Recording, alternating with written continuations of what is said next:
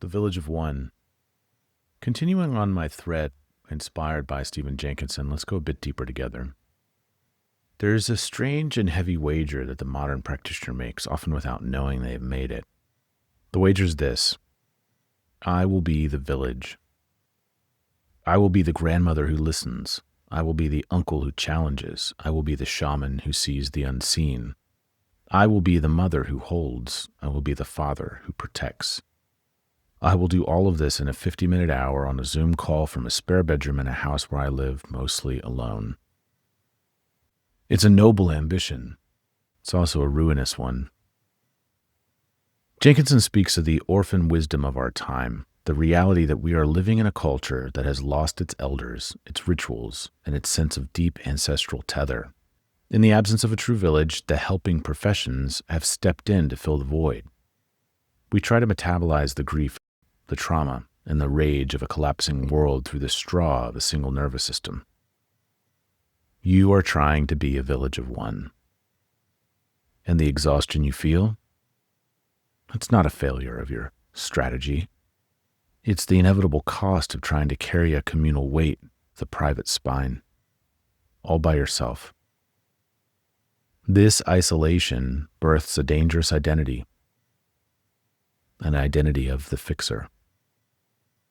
When we are alone with the magnitude of another's pain, the nervous system panics. It scans for a solution. It reaches for a tool. It wants to solve the suffering, because to simply witness it without a village to hold the container feels like drowning. We've built an entire industry on the myth of the fix. We sell solutions. We sell breakthroughs. We sell the idea that the human soul is a broken engine that can be repaired if we just find the right tool, the right wrench. But the soul is not a machine. It's a garden. You don't fix a garden. You tend it. You don't solve the stormy seas. You navigate them. The fixer is a defense mechanism against grief. We fix what we cannot bear to witness. If we are to do this work with any integrity for the long haul, the fixer must die. We must let the identity of the expert crumble so that the capacity of the witness can be born. The witness does not rush to the solution. The witness has the capacity to stay in the trouble, stay in the descent, until the soul reveals its own indigenous movement toward wholeness. Everything in the modern world screams at you to ascend. Scale your practice. Raise your rates, optimize your funnel, hack your biology, level up. The arrow of success always points up. But the movement of the soul and the movement of somatics is a descent. It is a downward mobility. It's the movement towards the roots, toward the soil, toward the grief that lives in the basement of the body. You cannot scale depth. You cannot 10x presence. Deep work is slow. It is inefficient. It is often invisible to the marketplace. It requires a kind of apprenticeship that has largely vanished from our world, an apprenticeship not to technique, but to the darkness of the soil itself. If you are tired of the hustle to ascend, I'm inviting you to sink, to go deeper. We cannot conjure a village out of thin air. We cannot wave a wand and restore the cultural fabric that has been unraveling for centuries. But we can build a temporary village. We can build a container where you are not the only one holding the weight. This is my intention behind the 2026 immersion. It's not just access to 2 training programs. It's a ceasefire in the war against your own limitations.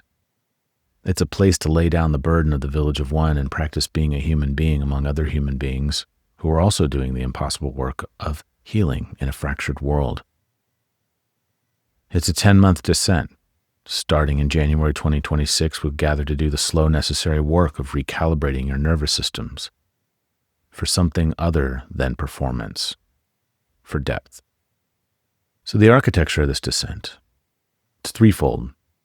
We undergo the work twice of entering into the world of trauma and somatics with our core training. So it's 2 full 3-month cohorts of trauma and somatics. And this is not because you need more information. It's because the first time's for your head and the second time's for your bones. We move from acquiring the map to inhabiting the territory with others. And then we study the tether. So one full cohort of attachment in somatics where we look at the blueprints of connection and the rupture of the village line. And this is supported by an elder. And then we can resource ourselves now. And so you receive immediate access to a full digital library, 7 foundational programs so you can begin the resourcing process today. This is an apprenticeship in capacity. It's a place to let the fixer die so the healer can actually arrive. We have bundled this experience at a price that honors the commitment required, and the value exceeds $10,000. But for this window, closing at the end of this week, the investment is $4,000, or 9 monthly payments of $497. We're limiting this circle to 20 practitioners, and we have a number of spots that have already been filled.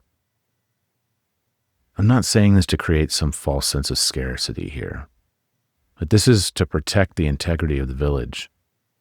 We need to know your face, to hear your voice, to be able to catch you when you fall apart so you don't have to put yourself back together alone. So if you're ready to stop holding it all by yourself, if you're ready to stop climbing and start descending, come down here with us. The soil is good.